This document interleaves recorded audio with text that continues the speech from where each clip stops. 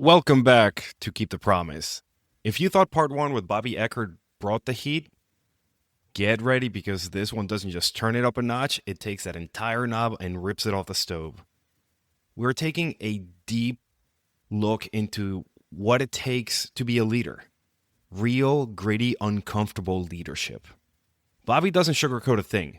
From why he sleeps better at the station than he does at home, to how hovering officers are killing crew development, to the absolute mess that is firefighter training right now, this one goes straight at the soft underbelly of the job. It's raw, it's real, and it's everything we need more of in the fire service. So whether you're riding the front seat or still waiting to catch your first working fire, this conversation is a reminder of why we do what we do and how to do it better.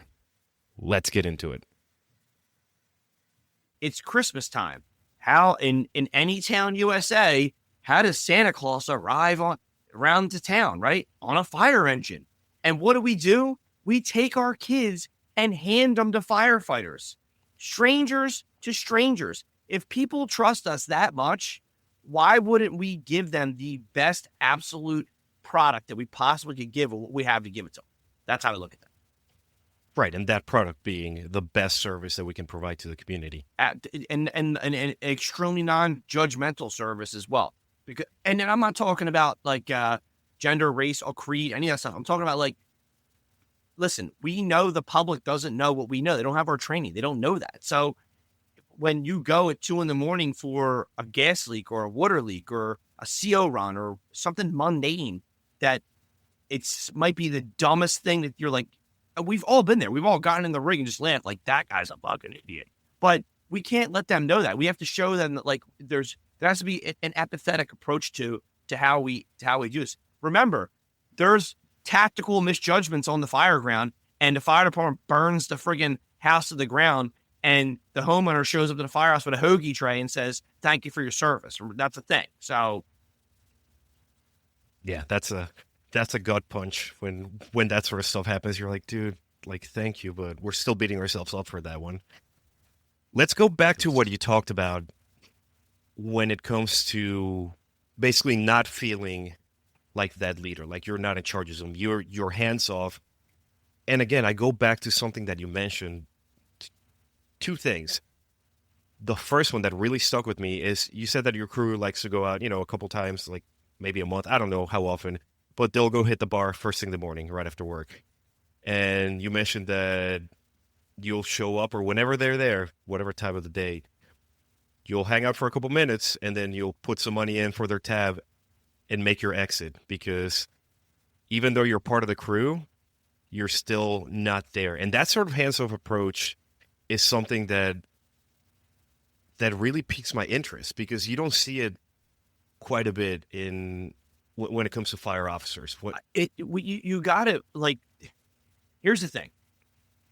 I look at it like this. Do I want my people to follow my instruction? Yes, I do. I absolutely do. However, I want them to follow my lead, meaning if I'm going in a direction, I want them to want to go in my direction. Not because they have to, because they want to, because they know that's the most advantageous place for us.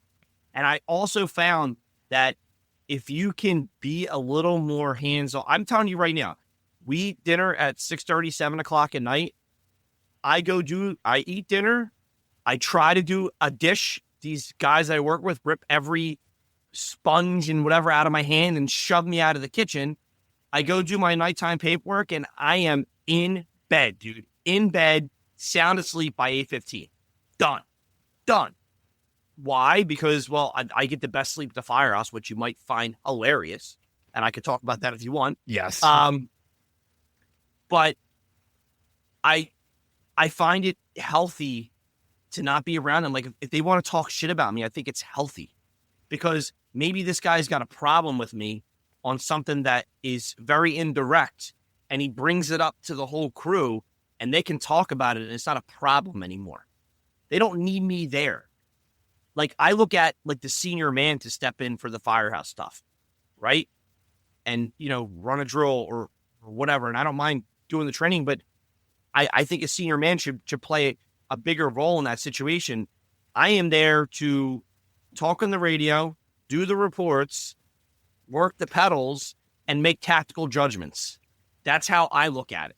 And obviously train firefighters and make sure they're there, but I don't need to be up in their stuff on the everyday all the time. Like I don't need to be there. I know I get made fun of for my favorite TV show. So I know they're not going to watch my favorite TV show. So I'm going to go enjoy that by myself. Right. Like, cause I don't get to enjoy it at home. Every TV in my house is taken by a friggin' child. So it's Paw Patrol with Teal and Bluey. Bluey. I mean, it's not even that. They're gaming, they're streaming, they're doing all kinds of shit. That's right. But I value my time in the firehouse because I lead a busy life outside of the firehouse, from children to work to teaching. And if I can get a little bit of downtime, I take advantage of it. And it's that one kitchen comment that, again, stuck with me. And I started using that as a lens to judge other officers that I work with.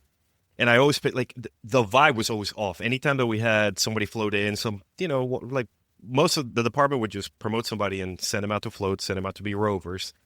And so they would get exposure to different parts of the county. And there were a few who had their office for the day as, the acting lieutenant or the float lieutenant or float captain, whatever. And they would just spend all day in the kitchen on their iPad or whatever. It's like, bro, we can't. You got an office, you got to give people their space. Right. But also, listen, man, I am the same person whenever you meet me, no matter where I'm at. And I show the human side of me. I really do. I don't, and I think it's I don't know. I'm not going to say I think it's very important.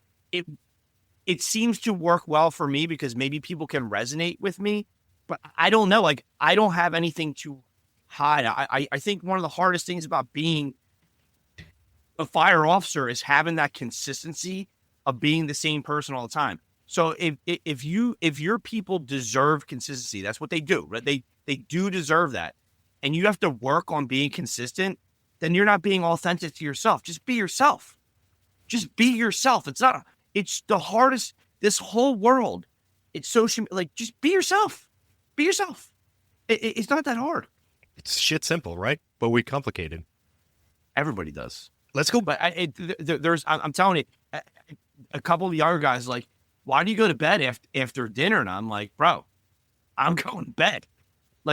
There's a run. See you there, but good night. Yeah.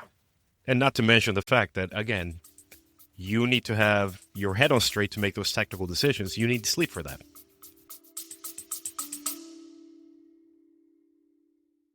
Real quick before we jump back in. Firefighters don't leave each other behind. We look out for our own. Right now, there's a firefighter out there, maybe a rookie, maybe a seasoned veteran, who needs this podcast. They need the lessons, the mindset, and the training tips. But they'll never get them unless you help them. Here's how you can help right now. On Apple Podcasts, tap the 5 stars, then scroll down and write just a few words about what the show has done for you. On Spotify, tap the 3 dots, select Rate Show, and drop your rating. It takes less than 60 seconds, it costs you nothing, and it helps one more firefighter get better, stronger, and more prepared. We look out for each other. This is one small way that you can pay it forward. All right, back to the show. Yeah, you need sleep. It's just there's a level of comfort I have when I'm in the firehouse I don't have anywhere else in the world, and it just leads me to serenity when I'm sleeping there. Tell me more. I don't know how to describe it. It's just I'm not, when I'm at home, I'm not in, not that I'm not comfortable in my home, but I'm not in the comfort of knowing my job the way I know. You're not trained to be a human being.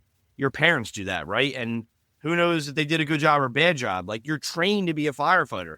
You get experience along the way, and then you work, and whatever emergency comes your way, you handle it. There's a level of comfort of being there that, I mean, I have drooling sleep at work. I can't, I toss and turn. It's so interesting that you mentioned that, because I experienced something similar. We unfortunately went through a line of duty death back in 2018, And probably for the next 5 to 6 years, I could only sleep well at the firehouse in that, noisy environment with dudes snoring and bells going off and shit happening. That was the best sleep I have ever gotten. This little like sleep tracker would be like, "Oh, dude, you only got 3 hours of sleep. You got 100% recovery. Go seize the day." I'm like, how is this possible? I get 8 hours of sleep at home and I feel like absolute shit the following morning. Yeah, because you toss a turn and your mind, your I look at it as like your pre-program. Like I love going to work. Well, I don't always love going to work. There's days I don't want to be there. Trust me. However, when I walk in the firehouse door to go to work to report duty, like I leave the world outside. I just leave it there because I'm like, this is a blessing being here for 24 hours. Like I don't have to worry about shit. Yeah. That's the whole world just kind of stops. Like you just press pause when you walk through those doors. That's it. You're there. And then but then the problem is all the shit you ignored when you were working hit you in the face when you walk out the door and get in your car, right? Like that skit on Jackass where I think they get Bam with a big old hand that's spring-loaded as he comes around the corner. Wham! Okay, you mentioned a bit about your teaching side of life. You're actually an author. You've written, what, 2 volumes, or are we up to 3 now? I have 3. I didn't unleash it yet. Okay, so oh, hell yeah. So that one's coming down the pipe. Eckert Fire Tactics, because that came from, and the books came from Tuesdays Are for Tactics, right? That was the original came about on Instagram. Yeah, so I just kind of like took my Tuesday posts and just kind of popped them in some book. The first one, I did a shitty job editing. I apologize. The second one, I paid to get edited. The third one, I paid to get edited. The third one to be a little more cleaned up than all 2. You can laugh at my progression of teaching myself grammar in my 30s and 40s. Yeah, it was an idea. I take a lot of notes, writing shit down, just hearing guys talk, and I just thought, like, man, what if I could just put them posts and help somebody out? And it made it like toilet, like bathroom size next to the toilet type deal. That was kind of like my thought. And then I learned how terrible it is to self-publish a book, not through Amazon, like do it on your own. Learned a lot about shipping. Learned a lot about the U.S. Postal Service. Learned a lot about things that I never thought I would learn about. Yeah. I think I'm done for a long time. If I ever do it again after this one, it's not just. The fire service is a very interesting place, and it's not that I'm like the winds are out of my sails. It's just I do write. I have articles on my computer. I just don't submit. They're there. I'll have a thought, write it down. With my Instagram, it's more of I have them pre-written. I just need a video or a photo to go with them. I'm very particular with that. I never thought I'd be an author. I'm dyslexic. I don't consider myself an author. I just kind of wrote, and it's more just my thoughts put into words, and there you go. And they resonate. I hope it helps somebody. If it doesn't, that's fine. I mean, everybody loves to hate me, so that's fine too. But if somebody gets something out of it, if somebody gets something out of it, please, it's my experience. And I feel that I've had a good career in that I've been able to really apply my trade consistently, and I've had a lot of good things happen. I've had a lot of bad things happen, and I made a lot of stupid mistakes. And that's where a lot of this stuff comes from. It's not like, hey, I know this, I know that. It's like, yo, I messed this up, and here's what I learned from it, and here's, what I was told or taught. And it's not just my voice too. It's also all these guys that when I got hired, the amount of experience that was there when I walked in the door, I can't even put into words these guys. And we just lost so many of them at the first of the year. I mean, a bunch brought me to tears at their retirement send-off. But it's their words too, because they taught it to me. I didn't go out there and invent this shit.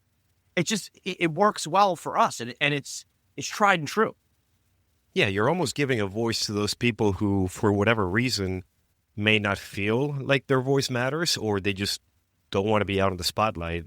It's interesting and it's unique being able to be in that position where you can take all of that combined knowledge and the fact that you pay homage to those people and say, hey, this is all my combined thoughts. I didn't reinvent the wheel. It was taught to me.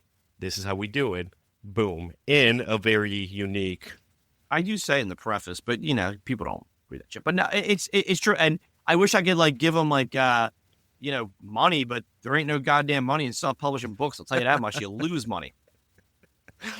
Business is a tough mistress to deal with. That's for fucking sure. I wish you had made the book a little bit bigger because I can't find my OG copy of the first volume, the one that I think it might have been signed whenever you guys had to get together at Allison Host Company. Yeah, that was the you probably have the one with the you have the first 100 copy with the misprint in it. Hell yeah. There's a page upside down in it. Yes, I do remember that. Yep. I got to go find it. I'm lucky I found the notebook from firemanship days buried at the bottom of a box. Now I got to go find the rest of those books. It's funny. Yeah, I'm going to reprint the next two. If you've been asking, it's just, it's been, my life's been so busy. It's just, Make it a bundle. I'll help you sell it. All right. Where shall we head next? Do we want to talk about, let's talk about Eckert Fire Tactics. Let's talk about your role as an instructor. What training has to change in order for us to stay aggressive and consistent with the ever-changing landscape of the fire service. The training has to change. Is there an aspect of firefighter training that you feel we don't do? We don't give it enough credit. We don't do as much as we should. The entry-level program is disgusting. It's deplorable. It's absolutely deplorable. It's public school. It's a no child left behind thing. We're not teaching firefighters to be firefighters. We're not managing expectations of the fire ground. We're not managing expectations of operational reality. We're not managing expectations of the good and bad and different. We're not managing expectations of making mistakes and learning from them and growing from them. We're not managing expectations of equipment. It's just, I can go on and on and on and on and on. But the biggest problem is these dudes that are 10 or 12 or 13 or 14, 15 years older than you and I that won't give it the fuck up. They're the ones clogging the drain in the system because it's the way we always done it. I've been director of this prestigious fire academy for 30. Well, dude, it's not going well. You're not doing anything. It's not, who are you? You look like you're 25. Oh, cool. 42. Sorry. Got a little bit of whiskey I drank, but no, I made it as a joke, but no, seriously, it's the problem with fire training is people. The problem with the fire service is people. We screw it for ourselves. And then anybody who thinks I could break hearts on people's integrity and intentions with names in the fire service, right? You have to be endearing to really want to help somebody. And I truly care about the fire service and really want to help people. But if you don't think people are making money off this bad information and books and, IFSTA should go be cut out to sea and just see you later. I mean, they're literally printing information and you call them out on, they tell you, well, we can't afford to reprint. Can't afford the reprint. You print more books than any publication in the fire service. They don't care about the information. That information could get somebody killed. Their building instruction chapter on the Type 3 ordinary page, they have a Type 2 non-combustible strip mall building depicted. Okay, go look it up. A Type 2 non-combustible and a Type 3 ordinary. That's like a zebra and a turtle. They're both breathing, but they're both two different things. If you fight fire the way you fight fire in the ordinary and the non-combustible, you're going to die. Yeah. You're going to die. I don't want to die doing this. I want to go out like Hugh Hefner. 99 women in my bed. Like, that's how I want to go. Like, what? They're, and then you see people trying to help or affect change, and you're just met with resistance, dude. Resistance. Not only resistance to the point where they will do anything to ruin you. Suspend your instructor cert, try ways to get you, this, that, and the other, slander your name, come back to your family, whatever. They don't care because you're taking money out of their pocket. That's how they look at it. When you're going and not even thinking about taking money. Right. You're spending your own money to publish things, to publish stuff that you've experienced, and not saying, hey, this isn't the end all be all. No. You're saying, this is what works for me. This is what works for us. And hopefully it helps you. And if it doesn't, then so be it. But you're coming up against that, I guess we have the military industrial complex within the U.S., and I guess we got to come up with a cool name like that for IFSTA, for the, we'll come up with something cool. But yeah, it's about the money. But I've said it before. I said it on the Scrap of Corley. Like, you mean, like, a lot of people don't want to have a vocal voice. But you mean to tell me I can't go down to Baltimore City or in West Philly and find a guy who does it every day and get him to give me some notes, or take the notes myself on ground ladders and rewrite a ground ladder chapter? We're still doing the 4 firefighter coffin carry on a 28-foot ladder? Are you kidding me? That's in a book? That's in a book. You're wasting a page. You just wasted a tree. Don't tell the tree huggers. Jesus. Maybe that's how we affect the change. Maybe we go tell Greenpeace, we'll get them on board. Like, listen, we'll get them, guys. Listen, we need you. We're fighting a common enemy here. Stop going after the oil rigs with boats. Come with us. Right. Yeah. And then after we're done with that, then we can all duke it out of our oil rigs. We'll go back to wherever you got to go after that. I assume you've had those institutions and those people come after you. I mean, I've seen it happen on social media, but I assume it's happened to you in other facets of life. And it's funny. I had a guy call me a martyr twice last week, and I just say this. That's your opinion. That's fine. I've been drugged through the ringer, and I knew what I was getting into, kind of, but I didn't know it was going to be this deep, and that's fine. I just say this, that it is so much harder being a fucking asshole to somebody than being nice to somebody and trying to figure out whatever's going on. But it is what it is, man. Like, that's how it is. Even the biggest of the big out there, do not take the time to get to know anybody. There's a gentleman out there that teaches, and he doesn't like me. I heard that. He doesn't like you. Oh, okay. I don't even know. If I fell over him, I wouldn't know who he was. Cool, man. I'm at a bar standing next to him. He doesn't like me so much that he won't look me in the eye. Wow. Man, what a badass. Wow. Yeah. Yeah. If you got a problem, say it to somebody's face, dude. Say it to their face. That's all I got to say. A lot of the issues that we have in the fire service, in life, could be solved with a couple of those hard conversations. People can't have them because you'd have to exercise some type of humility and maturity and not want to get physical violence. I'll beat you up outside. Like, maybe figure out like common ground. The common ground is already there, but we're too dumb to see it. The fire service. I didn't think when I started Eckert Fire Tactics, I didn't think two things. One, I didn't think it would be a fight. Like, it has been just a fight to train firefighters. Like, in any way, shape, or form, it has been a fight. From, I'll name names. I don't care. From Mifree to, you name it. I don't even care. I got you there. And dude, those guys treated me so disrespectfully, it wasn't even funny. I'm not shocked. Like, if my father heard how they talked to me, I don't know what my father would do to them.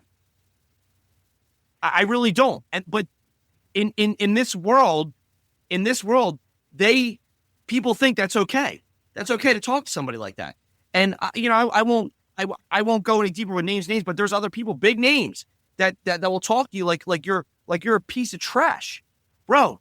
It's firefighting. It's firefighting. Guess what?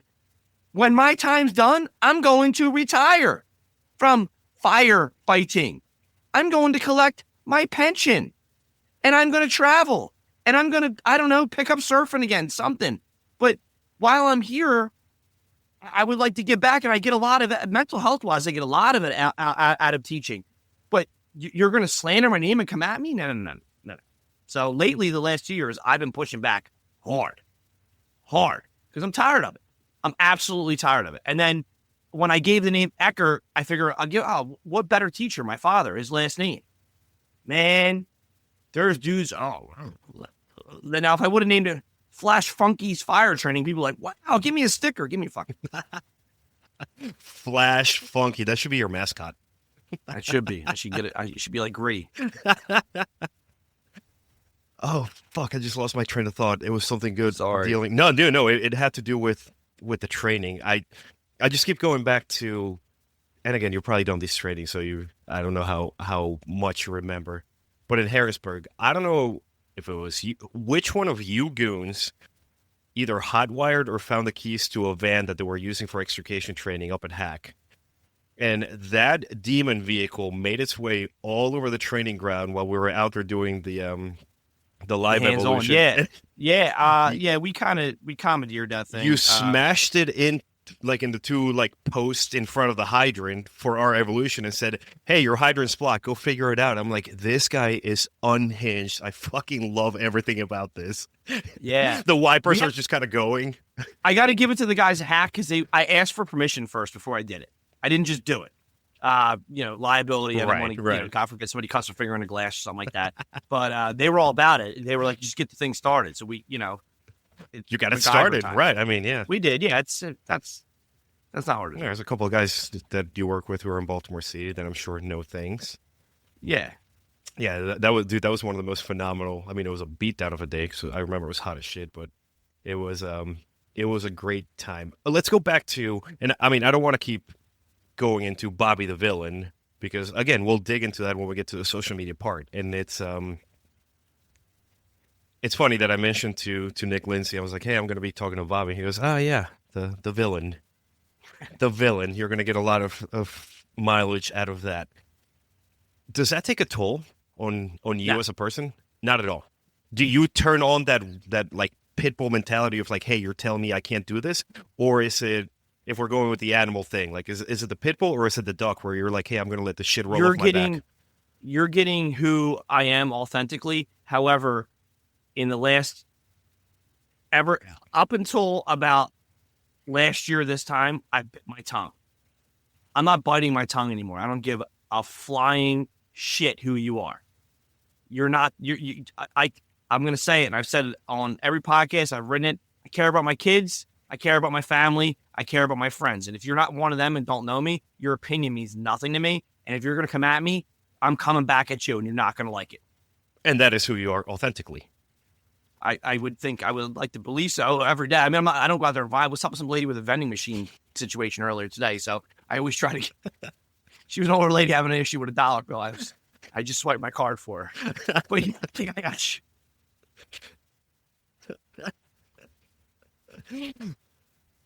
Fuck, dude. I don't even know where we go from that one. I'm over it, man. I'm over it because it's, I'll tell you what, it doesn't affect me in a way like mentally. It's a distraction. It's a distraction for the platform I'm trying to, and what I'm trying to really do all the time. It's not like, I mean, you mentioned Nick Lindsay, he works with, I have people, my staff's phenomenal. Their experience level is unbelievable. So you not wanting to bring them to your firehouse because of whatever you heard that isn't true, that's on you, because you're losing the amount of people that do use us, the amount of repeat customers we do have, the amount of career fire departments that send recruits to our classes, the amount of all that stuff. So, if you want to miss out on that, go get them, brother. I don't know what to tell you, but it's just, I'm not biting my tongue anymore. I'm done doing it.